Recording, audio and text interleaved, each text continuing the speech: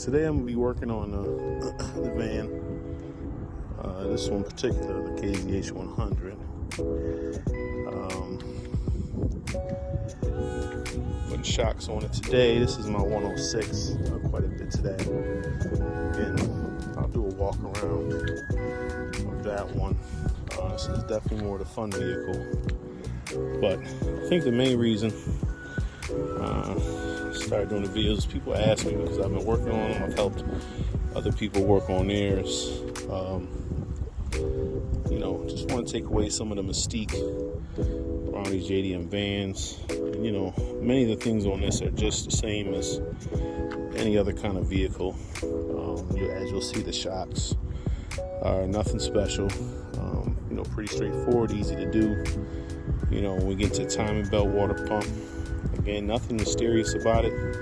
Just do your research. Make sure you got stuff, your data, like when you're doing your timing belt, your timing marks, torque specs, and that sort of stuff, and all that's available online. I even downloaded a free online manual, to help me with that sort of stuff. So again, vans are really fun. The two-wheel drive with the 1KZTE is a lot of fun. Real quick vehicle. So in the end, just getting out there, wrenching on stuff yourself. I know some mechanics won't touch it, which is understandable. There's liability with a shop and such. But if you have some basic knowledge of hand tools, working on cars, hopefully the videos will help out with that. Today what we're going to be working on is replacing the shocks, front and rear, on this two-wheel drive Hiace. It's a 1997 KZH100, which is the two-wheel drive Toyota Hiace with the 1KZTE turbo diesel engine. So first what I'm going to do is get it up off the ground. Do the front first, and then move on to the rear. All right, for reference, the jacking points for the front are these two points right here. So you just put your floor jack on that and lift it up to get it in the air.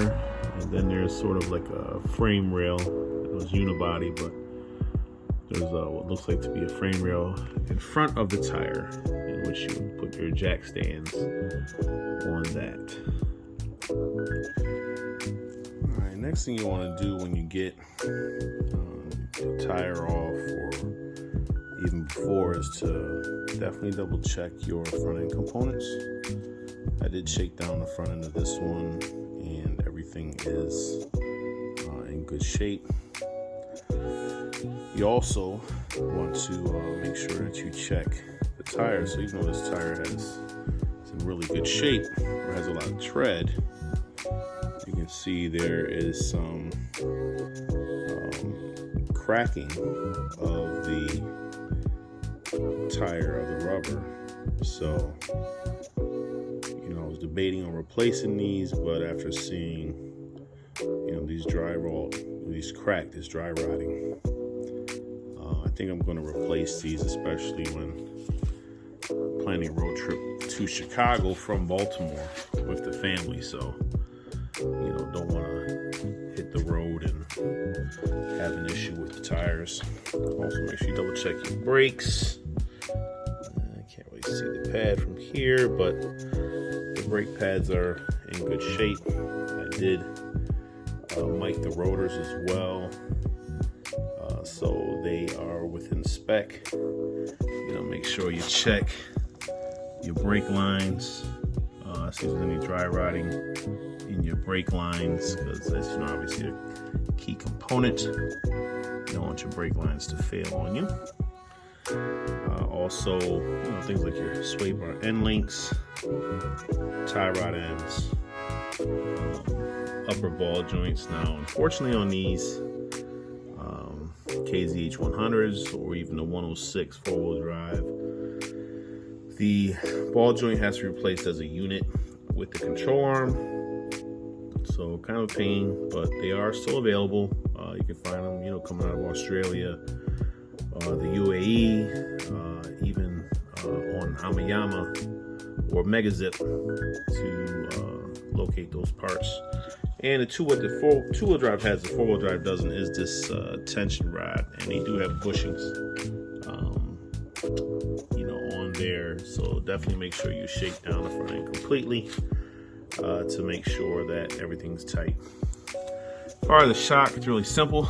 You just disconnect the upper bolt here, and then the lower shock bolt down there.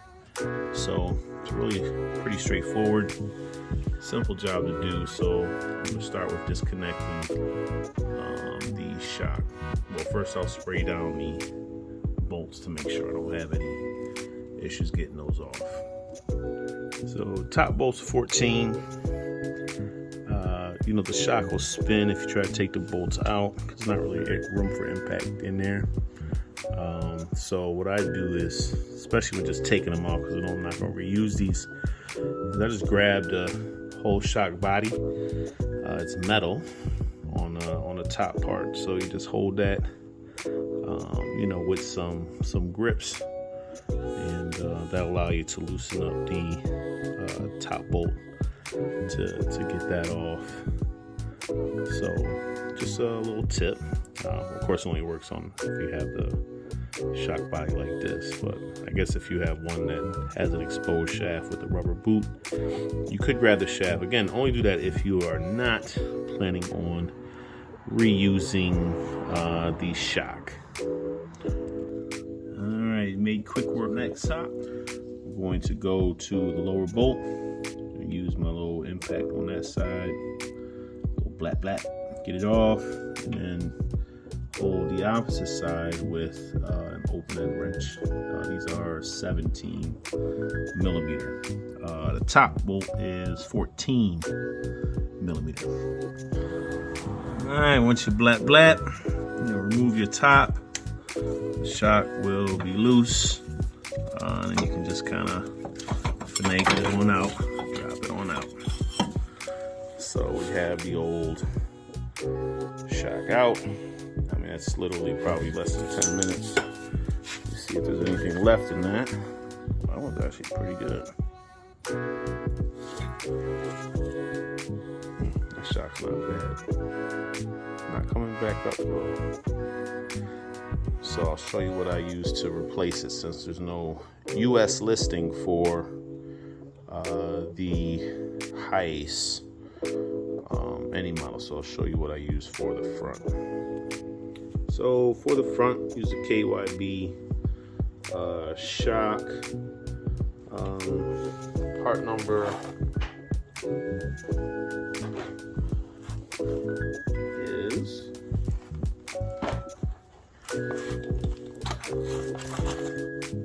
KZH100. Found that under Isuzu Trooper. So there's another recommendation people have for the front, but I found that the bottom eyelet on some of the ones people recommend is wider. So the sleeve here is wider than people, tend to grind that down or cut that. But this one is identical and fits right into the bottom of the shock mount.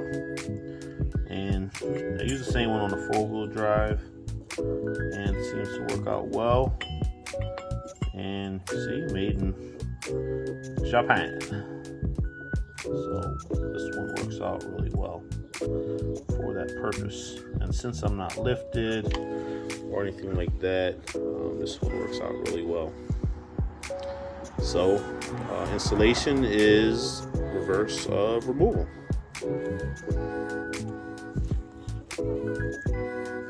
Okay, so there's the completed installed shock for again, these, if you're looking for the listing, Came off, it's like a 95, 96 Zulu Trooper V6. So weight-wise, it should have plenty to,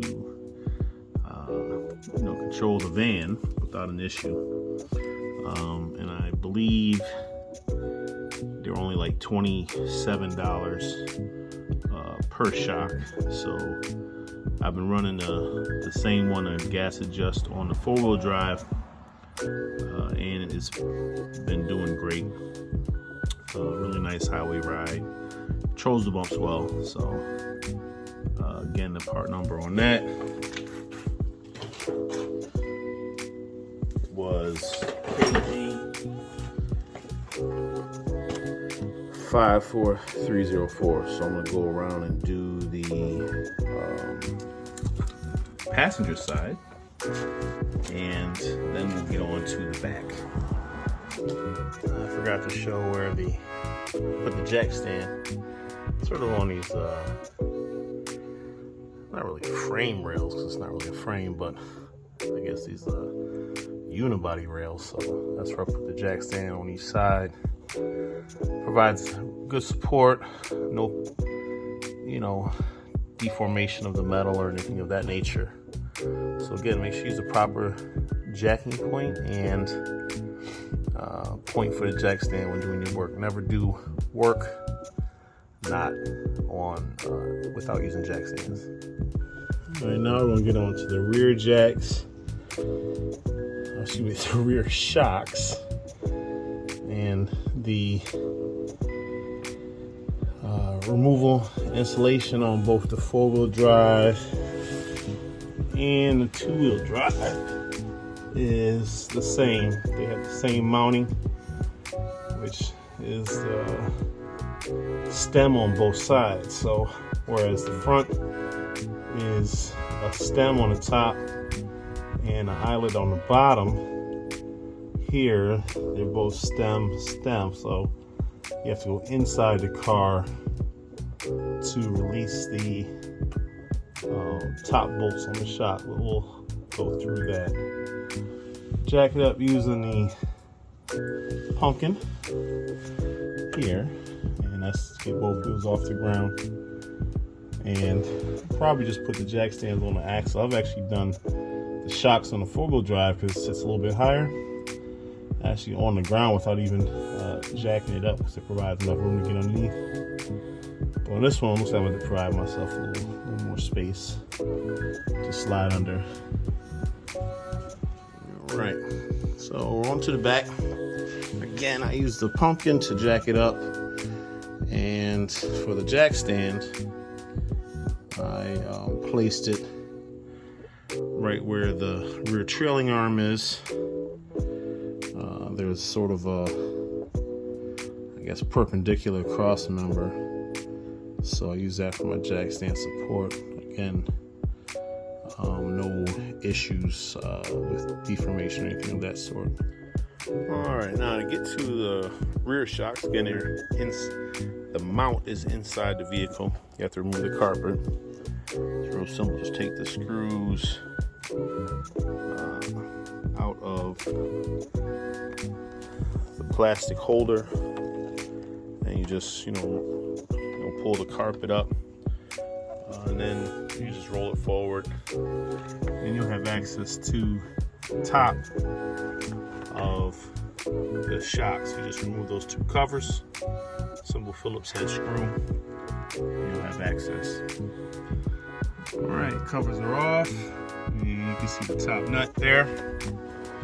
So I think I'll just probably throw the blap on there and get those off really quick. I think that's a 17 or 19. I'll verify in 1 second. All right, we did verify that is a 17 to go right on top. 17. Okay, bad focus. 17. Terrible focus. Terrible socket, probably. Alright, the blap did not work because the shock just started spinning, so I'm going to use the little slot at the top with a flat blade and then the 17, just a standard 17 on there to get that off.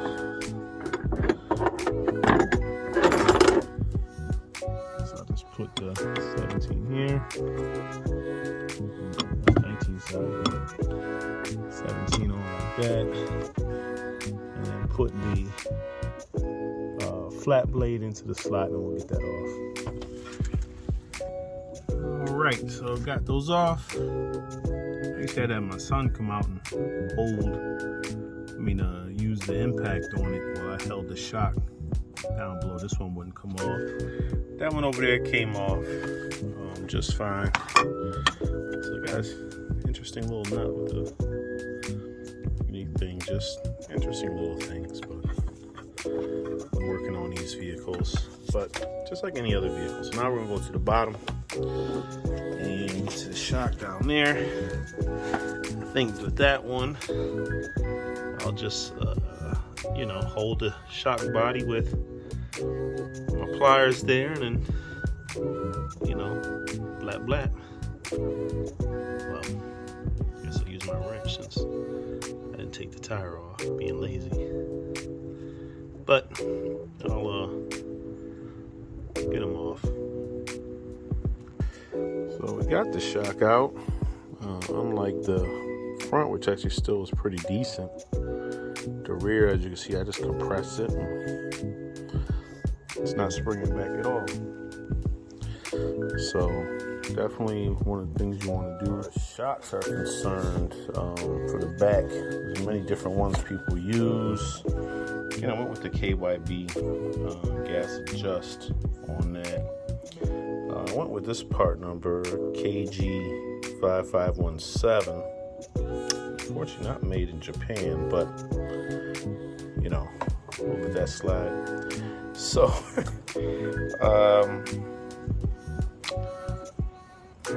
what I did was I took kind of a guesstimate of the measured length, because the four-wheel drive sits a little bit higher.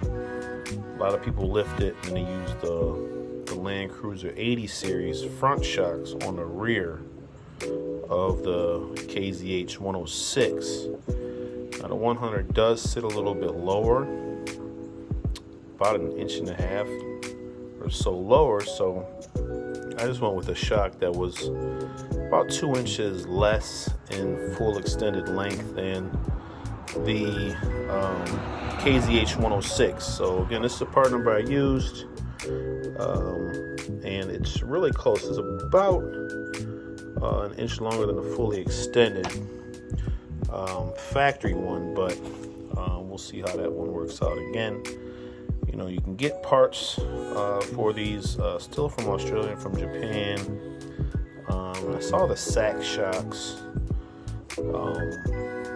for it, but the sacks were about $100 per shock, and I wasn't really feeling putting $400 in just shocks on it when the fronts were $27. I believe these rears were like $34 or $39 each. So again, we'll do a little ride and see how those work out. I did have to reuse the shock washer because it has a centering, lip to it, centered on the top. So I did reuse that one just to make sure that the shock is centered when I tighten it down. Again, installation is the reverse of removal. So we can see, got that one installed. You just compress the shock, pop it up through there. Top tip too is to kind of cut the strap holding the shock while it's in place, but it's difficult to get the bushings on. So what I do is I leave the jack on the pumpkin so I can lower it down the pumpkin in a controlled manner as not to stretch the rubber brake lines or anything like that. Lower it down, and that gives me enough space to just have to compress the shock a little bit because they are very stiff. Then slide it up into place. Make sure your bushings and stuff are on there first. So we'll go do the other side, and then we'll go up top to tighten things up. All right, final part after putting the shocks on the bottom is to just tighten up the tops. Looks like we'll still have plenty of clearance for our covers. All right, don't forget to torque your wheels when you before you take it for a test drive. Always make sure your wheels are properly torqued with a quality torque wrench. And that's about it for this episode for our installation. Hope that helped anyone looking for information on their Hiace. Again, the KZH100 and the 106, KZH106, whether it's 2-wheel or 4-wheel drive, the shock installation is the same. It's just that the shocks are different. But again, just using that compressed length and extended length measurements of the shock, you should be able to get the proper ones that you need for that will work for your installation. Again, hope that helps.